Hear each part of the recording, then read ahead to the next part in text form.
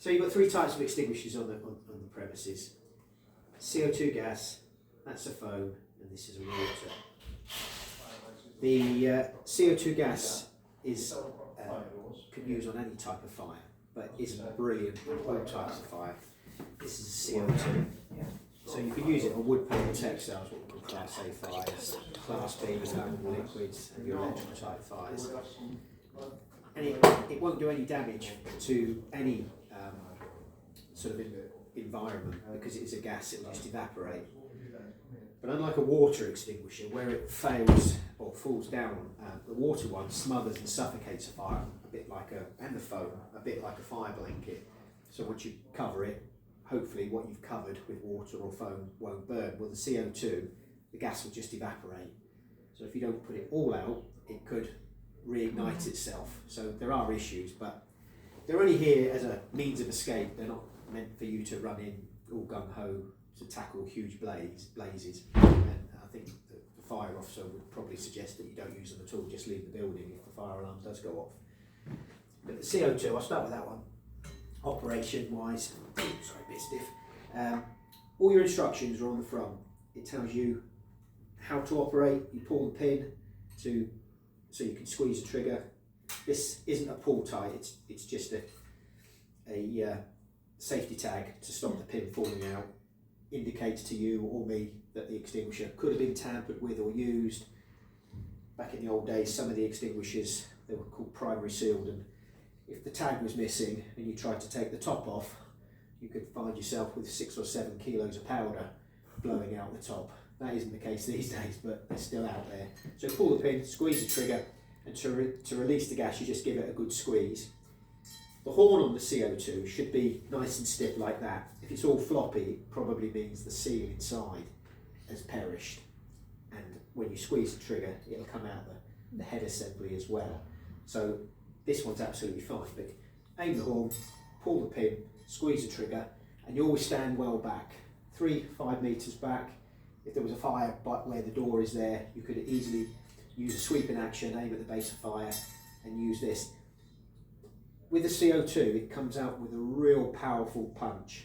So if there was burning debris, you could possibly blow the debris all over the place, make matters worse.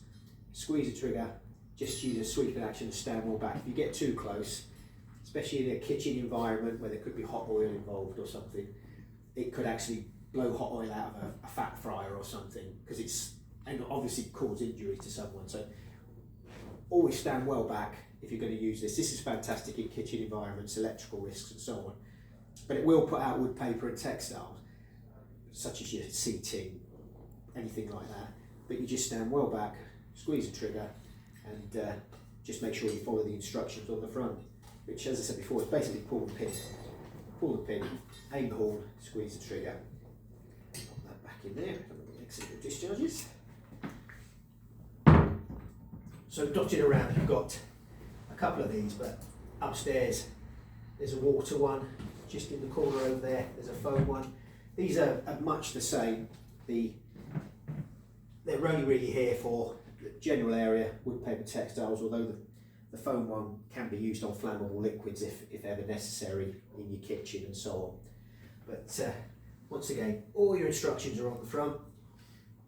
This one, this water one, if you read on the front, it says it's passed a 35 kilovolt conductivity test, which basically means if you accidentally hit anything electrical, such as that thing, if it went off, there's barely no risk of getting an electric shock from water, which obviously doesn't mix well with electrics.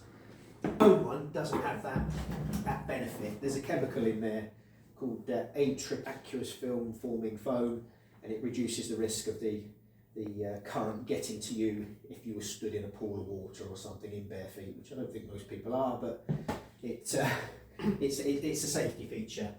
Again, on these ones you have a pressure gauge. On the CO2, the pressure inside is too high to have a pressure gauge, so you just have to, when we service it, it's based on weight, so when we check it to make sure that it's full. But hence why you have the tamper seals, to make sure that they've not been tampered with.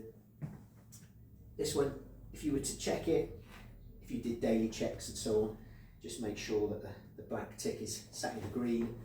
If you went round once a month to do a check, so as long as that's in the green, it normally means that the extinguisher is fit for purpose, it's pressurised, and if you needed it, you can use it.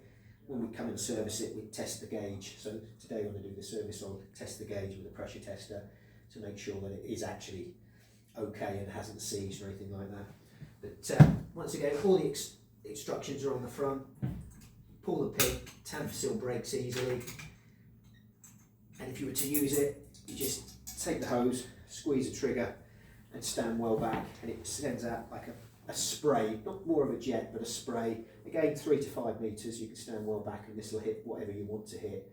And this will last about 35-40 seconds in discharge time. Doesn't seem like a lot, but it makes a bloody hell of a mess if someone discharges it. But say that's really wood, paper, textiles, just for the general, what we call general risks. The foam one operates in exactly the same way, but if you needed to use it in the kitchen, cooking oil, anything like that, then this one is absolutely superb for smothering a fire and obviously preventing it from spreading. On your where your extinguishers are located, I can really see it here, there's an ID sign there, says CO2 and safe for flammable liquids, safe for live electrical equipment. It says it's not for wood, paper and textiles, but there's no reason not to use it if it was the only option, because it's completely safe to use on wood, paper and textiles. So, and on all the extinguishers dotted around, you've got an ID sign which tells you what you can use it on and what you can't. Combine that with the instructions, and hopefully you'll never have an event where you have to use them. Right. And that's basically it. Right. Fire blankets. Yes. Do you want me to get one and show you the one? No, I think people know where they are. Is it just any particular fire that you need to, Well, fire blankets is, I think, mainly kitchen fires.